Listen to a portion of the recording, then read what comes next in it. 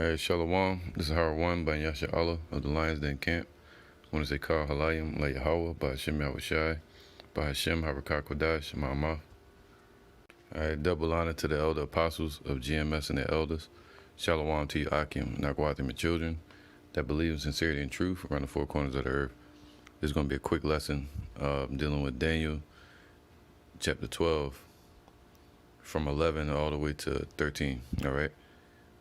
Break down this parable. Now, this is a twofold parable. All right, one, the situation already happened during the time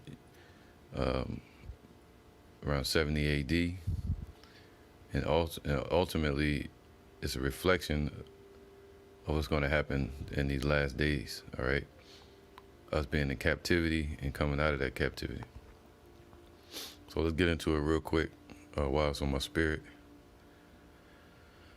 This is Daniel chapter 12 and 11. And from the time, actually in 10, many shall be purified and made white. All right.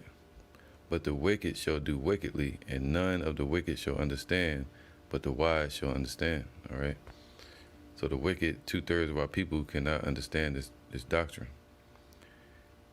And from the time that the daily sacrifice shall be taken away, and the abomination that maketh desolate set up, there shall be 1,290 days. All right. And now, when was the daily sacrifice taken away? That was during the time of the Jewish-Roman wars. All right, 66 A.D. going all the way up to about 70 A.D.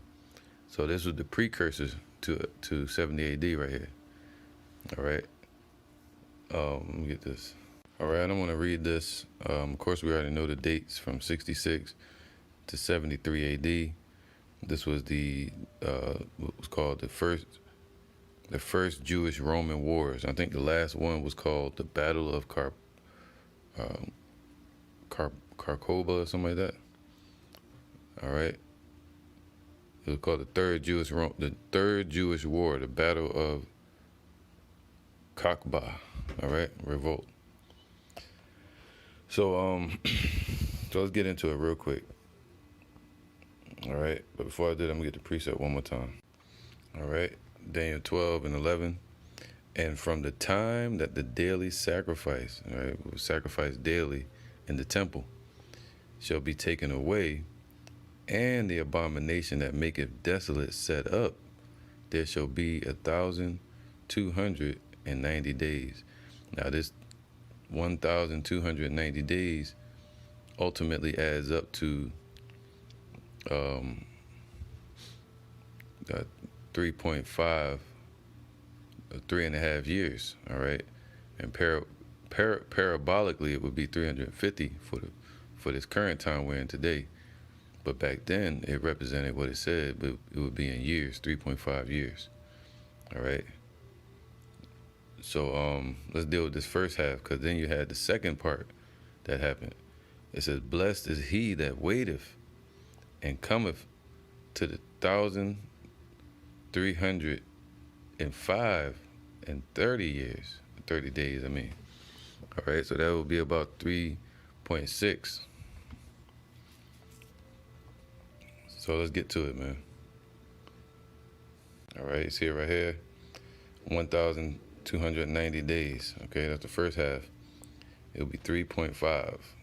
All right, so basically 3.5. All right, so let's get into the story real quick. Now, from 66 A.D. all the way to 70, that would be 4 years. But the battle, the real level of Esau bringing the hammer down on our people didn't start until 67 A.D. All right, which will leave you about 3 years all the way to 70 A.D. So let's get a little understanding on it. All right, sometimes called the Great Jewish Revolt. The Jewish War was the first of 3 major rebellions by the Jews against the Roman Empire. Right, and the persecution of the Jews didn't really stop until around 311 AD with Emperor Galerius when he set in place the Edict of Toleration, when he started tolerating Jews, if you want to call it that. All right. It says, was the first of three major rebellions by the Jews against the Roman Empire, fought in Roman-controlled Judea, resulting in the destruction of Jewish towns, the replacement of its people, the displacement of its people. We were dispersed, scattered, especially into the western coast of Africa and all over the lands at that time, the known world, and the appropriation of land for Roman military use, as well as the destruction of the Jewish temple and polity. Okay, so now the Great Revolt began in the year 66 Common Era, during the 12th year of the reign of Nero. All right, so that's when Nero died. Around this time, I think he died in 68 AD, if I'm not mistaken, right before Vespasian took office. All right, but anyway, Nero, that devil, he the one that established Vespasian to set up a military excursion into Israel. So it says here, originating in Roman and Jewish religious tensions, the crisis escalated due to anti-taxation protests. They didn't want Israel didn't want to pay those taxes. We were against taxation. And attacks upon Roman citizens by the Jews. The Roman governor, Gessis Florus, responded by plundering the Second Temple. See that? So that's when they plundered the Second Temple, the daily sacrifice was taken away, by plundering the Second Temple, claiming the money was for the emperor. So they were lying. So when our people rebelled because of the taxation and started attacking Romans, Edomites, this guy, Gessius Florus, responded by plundering the Second Temple. All right, so let's see. Upon taking office in Caesarea, Florus, began favoring local Greek population of the city over the Jewish population. The local Greek population noticed Florus's policies and took advantage of the circumstances. One notable instance of provocation occurred while the Jews were worshiping at their local synagogue, and a Hellenist sacrificed several birds on top of a chamber pot at the entrance of the synagogue, an act that rendered the building ritually unclean. All right, so they started coming in there, desecrating our temple, man, and it made it unclean. In response to this action, the Jews sent a group of men to petition Florus for redress. Despite accepting a payment of 8 talents to hear the case, Florus refused to listen to the complaints and instead had the petitioners imprisoned. Damn. It's cold, man. All right, so they started messing with our sacrifices, our means of sacrifice. So this was around that time, going into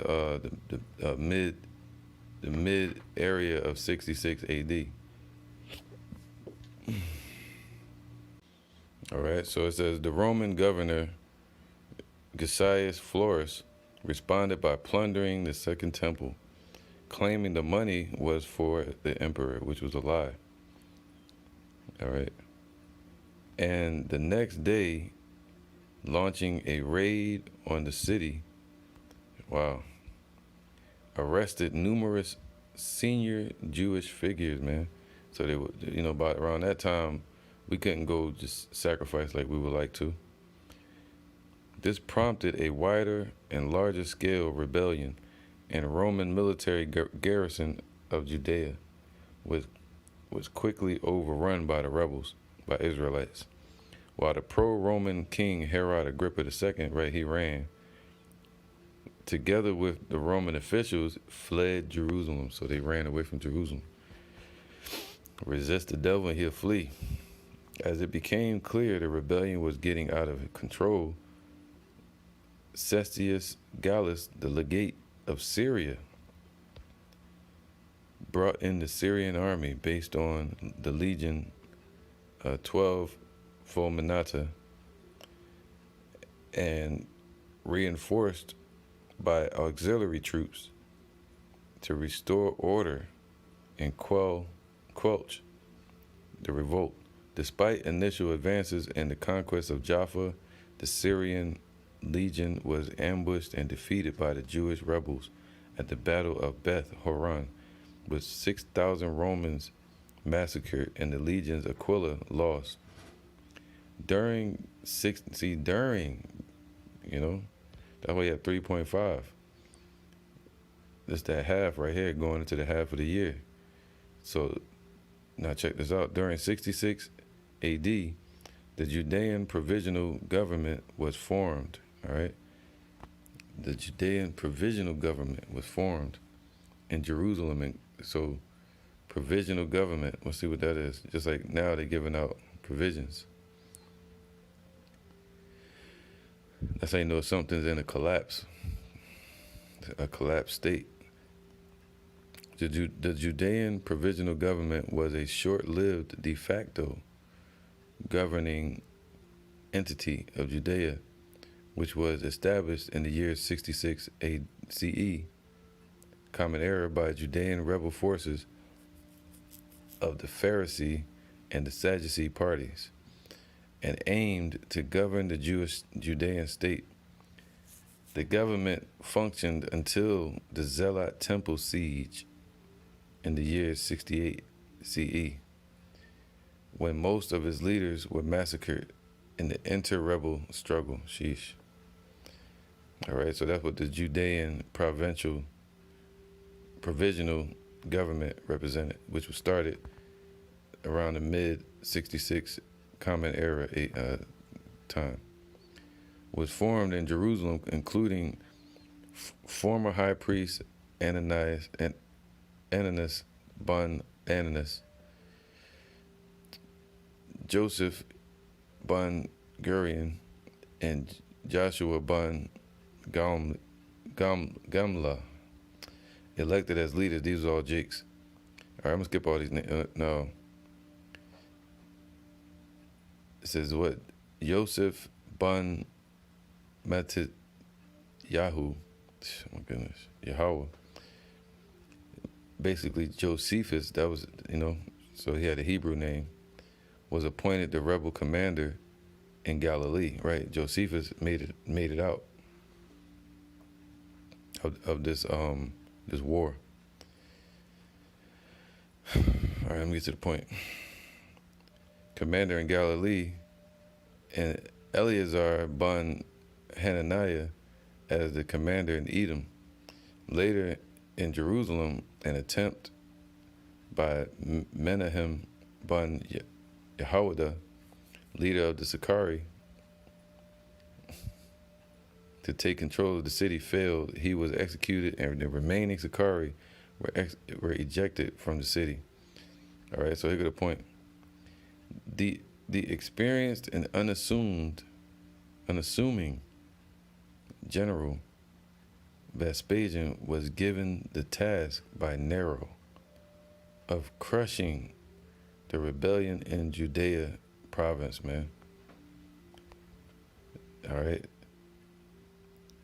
Given 4 legions. Sheesh. All right, so and assisted by forces of King Agrippa II, Vespasian invaded Galilee in 67 AD. See that? So that's when the first invasion happened with Vespasian, and that'll take you into the 69, and then that's when Vespasian brought in. I think that's around the time Nero died, but that's when Vespasian brought in his son Titus. All right. So he invaded Galilee in 67 AD, man. Okay. When the Roman general Vespasian invaded Galilee under the orders of Nero in order to crush the great revolt of Judea.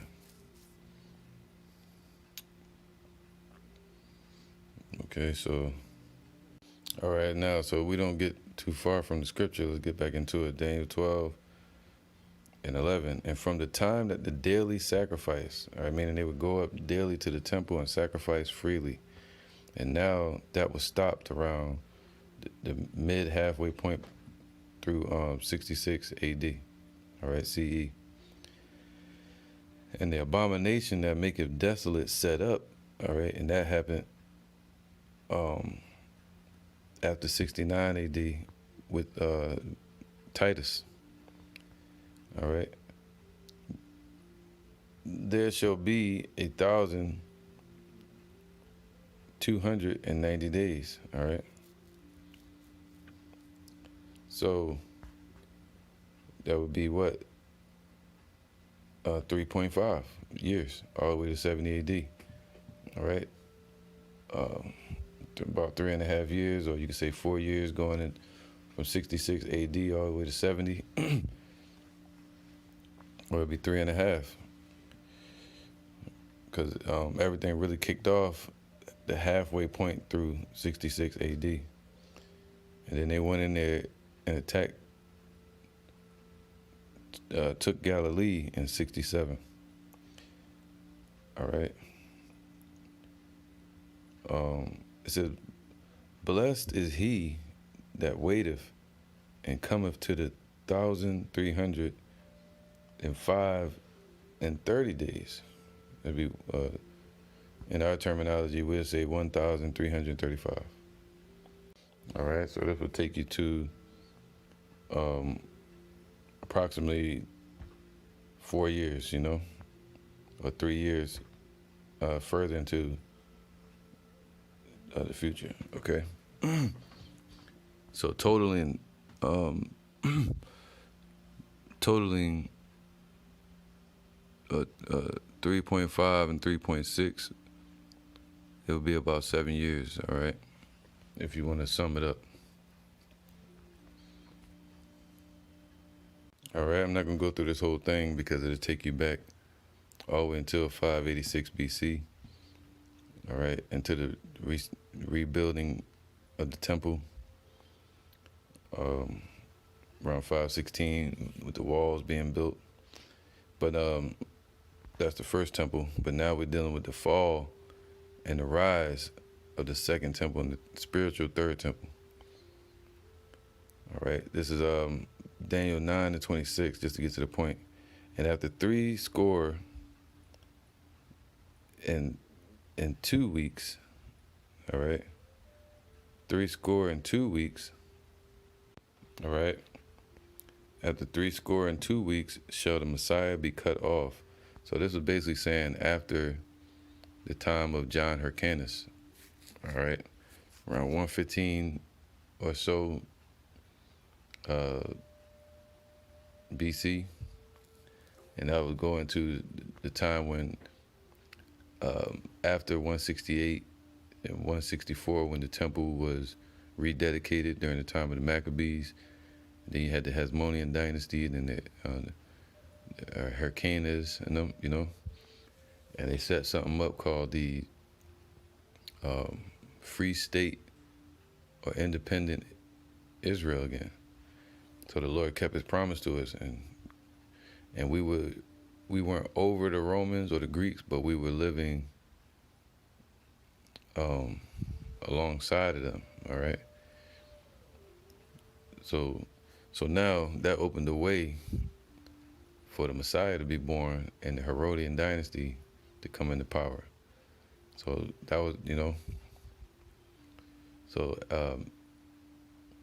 after the rededicating of the temple and the Hyrcanian dynasty, then you had the Messiah born, okay, during the time of the Herodian dynasty, 4 BCE. So after that time, the Messiah must be cut off, meaning he was crucified. They cut him off from this earth, all right? But not for himself, all right? He did it for the sins of Israel.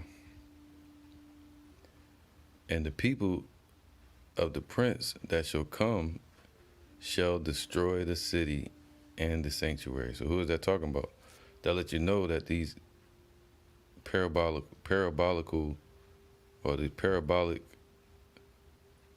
math equations dealing with the 1,290 and the 1,335, that's talking about back then, during the times of 70 AD, and it spiritually compares to now with the 350 years spoken of in Revelations 11.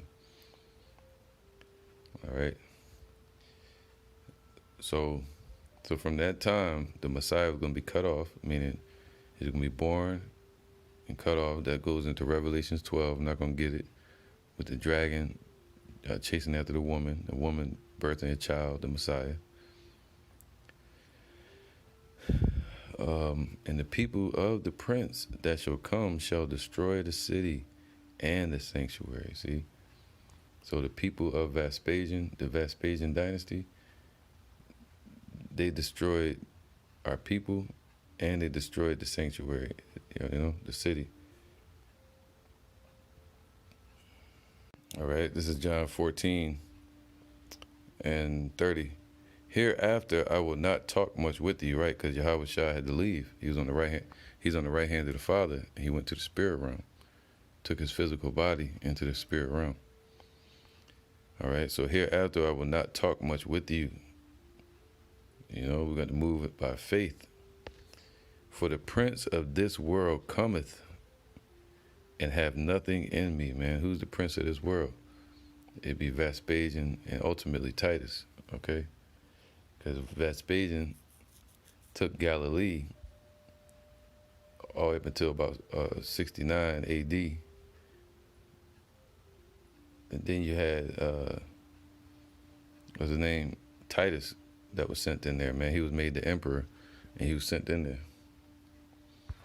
Okay, let's get into that. All right, let me get to the point. Where's it at? All right, so it says here, within several months, Vespasian and his son Titus took over the major Jewish strongholds of Galilee and finally overran Jodha,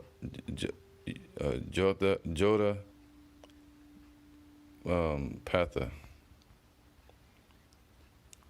which was under the command of Josephus, as well as subdued Tarichiah, which brought an end to the war in Galilee. Driven from Galilee, zealots, meaning compassionate brothers like revolutionaries, rebels, and thousands of the refugees arrived in Jerusalem, creating political turmoil, right? Because it was all in disagreement with each other. Confrontation between the mainly Sadducee Jerusalemites,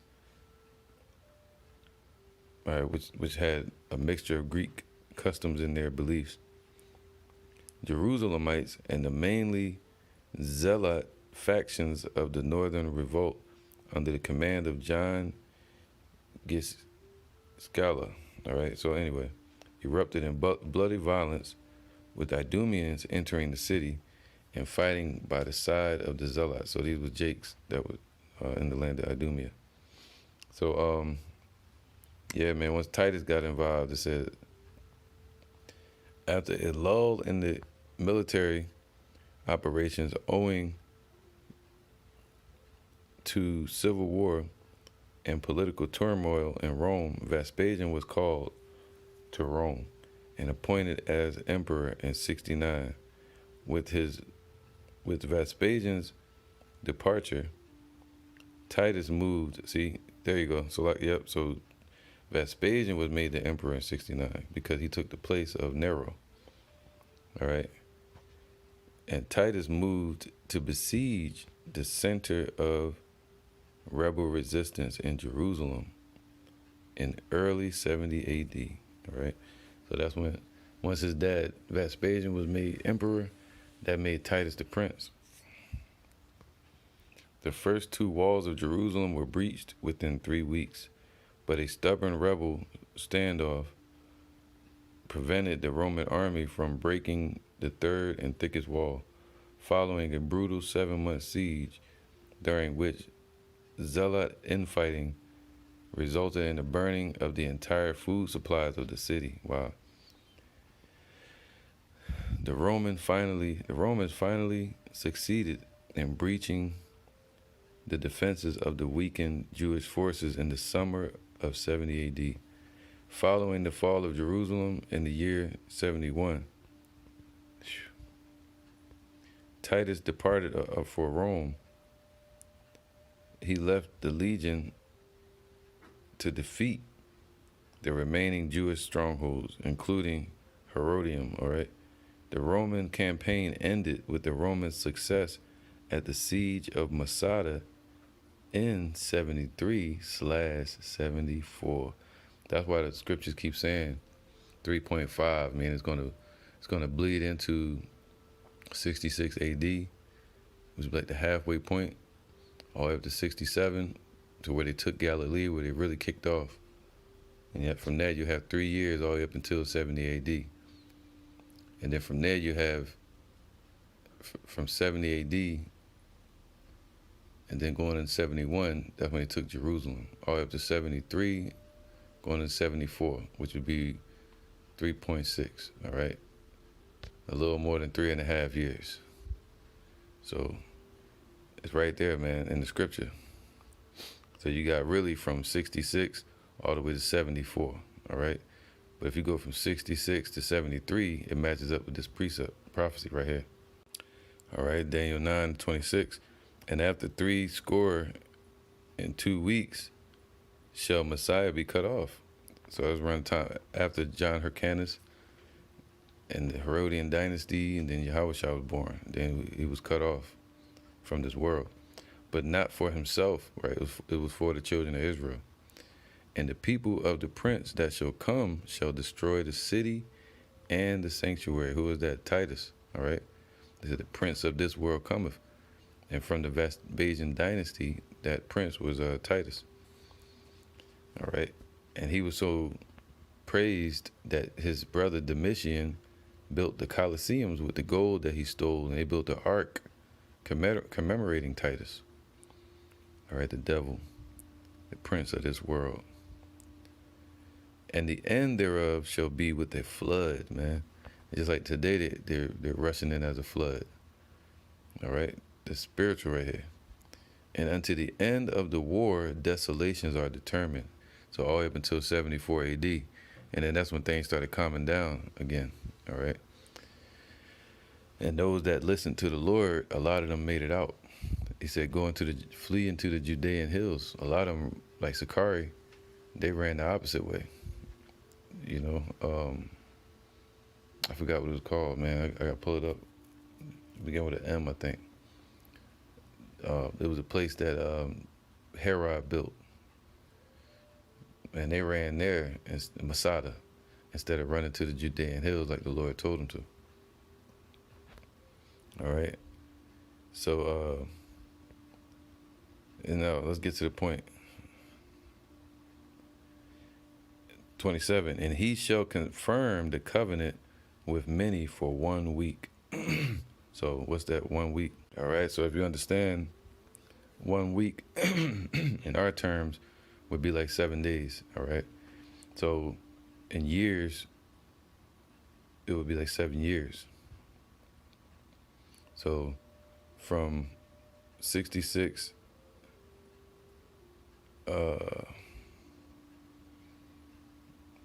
No, so you want to subtract.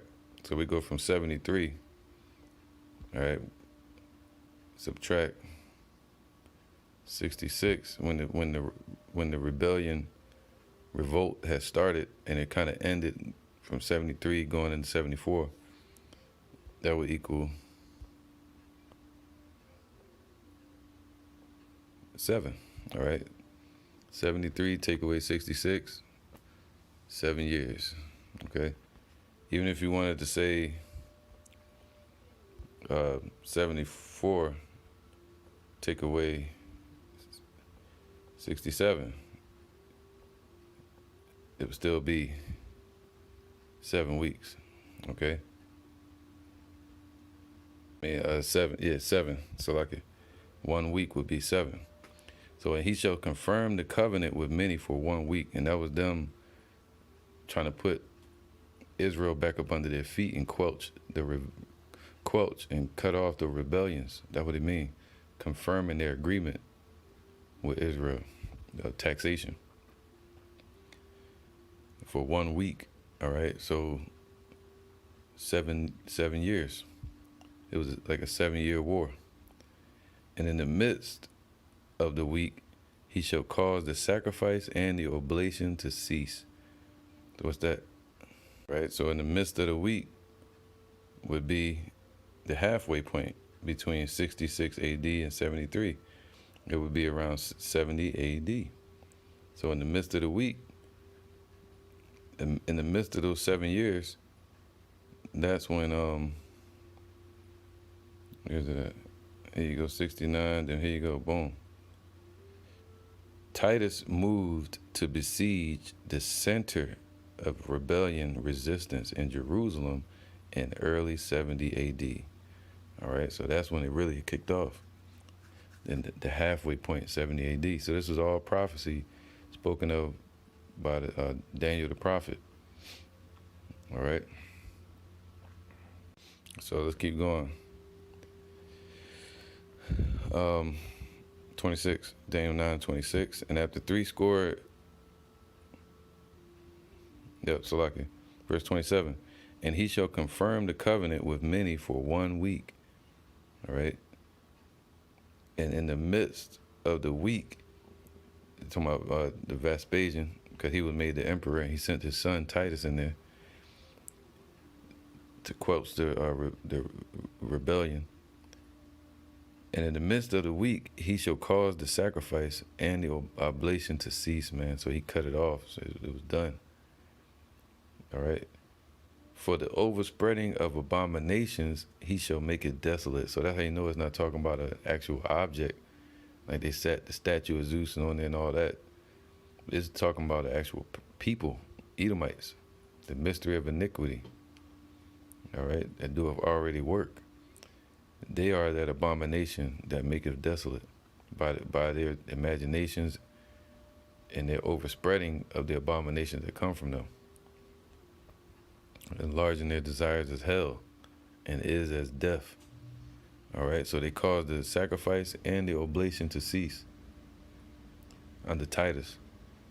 And for the overspreading of abominations, he shall make it desolate,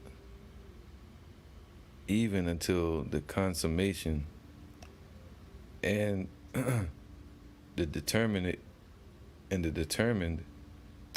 so like, and that determined shall be poured upon the desolate, man. So yeah, that was gonna fall on the desolate of our people, which today represent 2/3.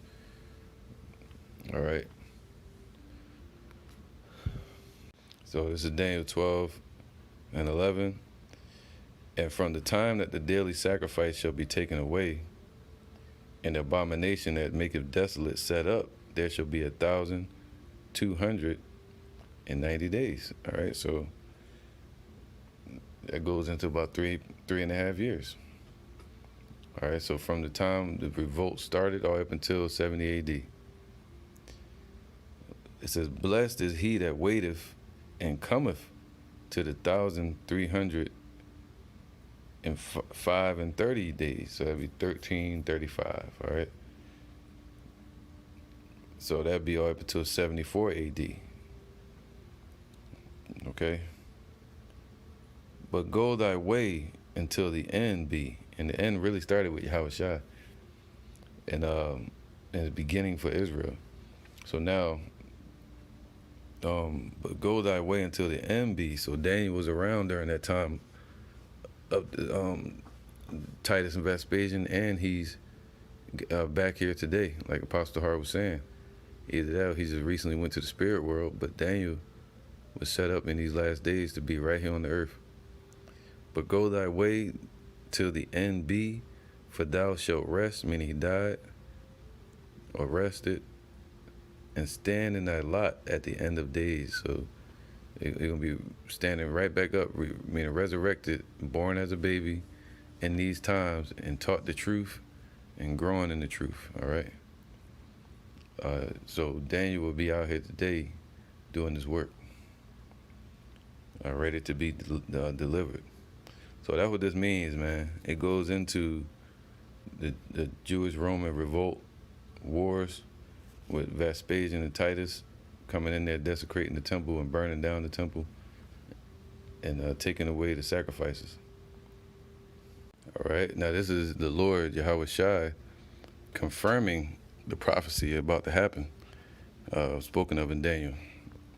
This is Matthew 24:15. When ye therefore shall see the abomination of desolation, talking about Titus, Vespasian and Titus, really Titus, spoken of by Daniel the prophet, stand in the holy place. And that's what they were doing. They were fighting and fighting to break through all the rebellions and revolts of our people. Right, our people are fighting for themselves, rightfully so, right? And they finally broke through the walls and they got to Jerusalem, around 70 AD, going into 71. That's when they took it. And they caused it to cease. I mean, it was sacrifices, everything was done. Couldn't do nothing. All right, so it says what?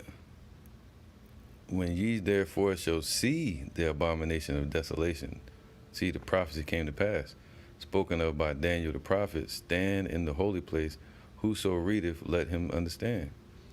Then let them which be in Judea flee into the mountains. But you had some idiots that ran into Masada, and they had to wind up doing a suicide pact and killed themselves. All right. Then let them which be in Judea flee into the mountains. You're talking about the mountains of Judah, the hills. All right, so yeah, man. Let him which is on the housetop not come down to take anything out of his house, neither let him which is in the field return back to take his clothes. And woe unto them that are with child, and to them that give suck in those days, right? Because in these days we're hoping for deliverance. We're hoping for the Lord to take care of us and protect us, And back then he was saying, woe to them that had child, and woe to them that have children in these days that are really of the elect. I mean, the 2/3. But pray ye that your flight be not in winter, neither on the Sabbath day. For then shall be great tribulation, such as was not since the beginning of the world to this time, nor ever shall be, man. Because that was the fall of our nation. We were scattered and destroyed as a people, man. So, yeah. All right, so hopefully this was edifying and clear to any Akim, Nakwatim out there that need to understand the scripture, Daniel 12 and 11. Because if you go to Revelations 11, where it speaks about 350 years, that's talking about us being in slavery, and then the Spirit entering into us after the 350 years of being in bondage. That take you to around the time of Abba Bivens. All right. But this right here is talking about a prophecy that happened from 70 AD, all right, with Titus and Vespasian, all right? So with that, I'm going to say Shalom.